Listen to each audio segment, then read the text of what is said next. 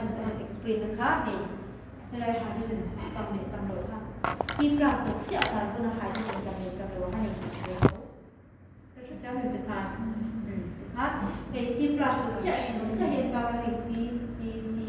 hydrogen ได้ตัวตรงจุดว่ามัน stable เป็นตัวนั้นจุด hyperconjugative structure ก็ต้องตัดค่าในตัวนั้นจุดส่วนอันตัวตา secondary จุดการตรงเนี่ยเรื่องที่แบบตัวระยะ primary กับสุดตรงส่วนนี้จุดมาดีตัวที่ได้ hydrogen ที่จุด C+ ได้แล้วแต่ที่ตัวเนี่ยเชียร์จีนตัวลงมาแล้วที่ทำจุดที่คันเองตั้งแต่มัน number 1นะช่วง stability of alkene จ้ะส่วนที่ตัว number 2ช่วงนี้ stability of carbonation explain นั่นก็ต่างๆนี่จุดมันชุดที่แบบนั่นแหละมันจะเป็นวันที่สุดสวยที่เราเนี่ยอาจารย์ไปเองก็ที่ตัวเราการที่ส่วนนี้ radical สวยแต่นั่นก็ต้องเรียนตานี่ stability of alkyl free radical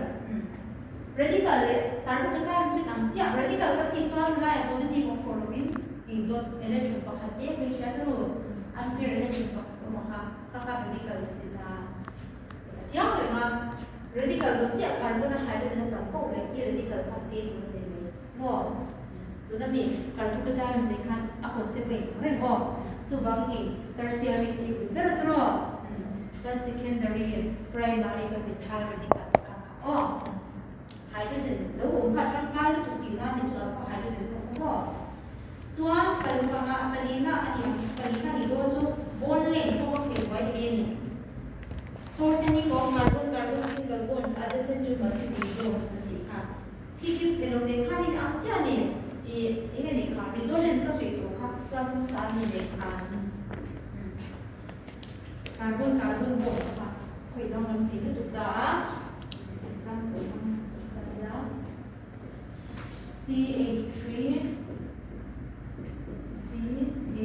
double bond CH กันdia nên tao là hey dia tu rambut ta tu chuan hey dia tu chuak ta tu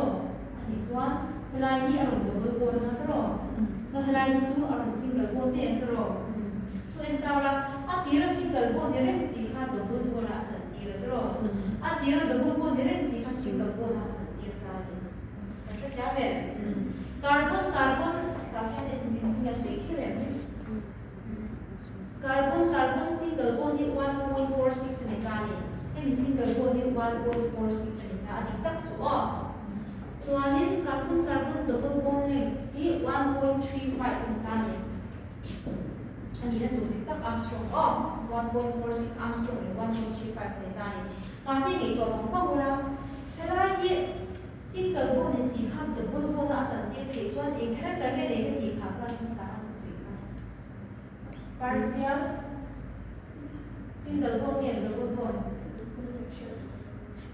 single bond ni do sa ta ro a kon double bond kan partial o double bond character ne ra ta jam ro chan hai double bond ni ro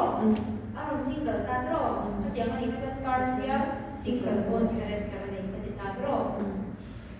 single bond ค่ะ double bond อาจารย์เทียบที่สี่ส่วน bond นี่ 1.46 อาทิตย์ตัวนี้ 1.46 อาทิตย์ไอตัวตัวนี้ไอสี่ตัวตัวชุดที่อะไร carbon single bond นี่ 1.46 อันนี้ที่ค่ะอีกแล้ว carbon single bond 1.46 อาทิตย์ตัวนี้อัน double bond ทุกที่มาค่ะนี่ชุดที่อะไรอันนี้ก็เป็นประคับพักแต่เราเนี่ยชุดterus molecular kan ada double bond di suam lo pas double bond di kita jelas kan ada iya bangin apa limpa hal itu apa terus itu terus so bangin helai 1.46 di itu kan expected ni kan base kita ni terus masih hyperconjugation bangin double bond lo kita bangkan 1.46 si apa itu bang dan terus tadi yang itu ni tu so yang jadi double bond ni double bond 1.35 อันนี้ถูกแล้วนี่โปรใช่ไหมมันจะส่วนใหญ่หรือว่าส่วนส่วนไอ้อันนี้เรื่องถูกแล้วเนี่ยมาเสียให้ยัน partial single bond character นี่ที่ต้องเสียตลอดทุกวางเงิน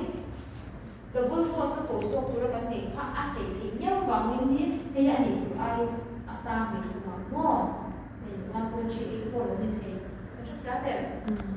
มันจะ जा 55 ค่ะค่ะบนเหล็กค่ะโบคาร์บอน